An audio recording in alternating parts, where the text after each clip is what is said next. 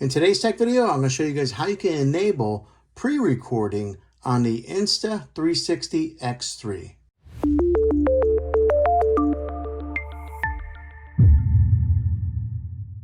Okay, to enable the pre-recording feature that is on here, so that way you can record like a few seconds before you start recording. It's kind of a really nice feature that Insta is providing on these cameras here, but the way to access that is once you have your camera powered on, go ahead and swipe down right here. This brings up a whole bunch of options. You're going to want to go over to the left-hand side to where it says pre, and it shows that camera icon right there. Go ahead and tap on that. And there are two different options for pre-recording. There's 15 seconds and then 30 seconds.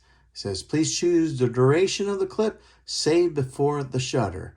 So I have mine on 15 seconds, and then all you do then is tap on pre-recording. If you want it on 30 seconds, of course, just tap on 30 seconds and then tap on that pre-recording start.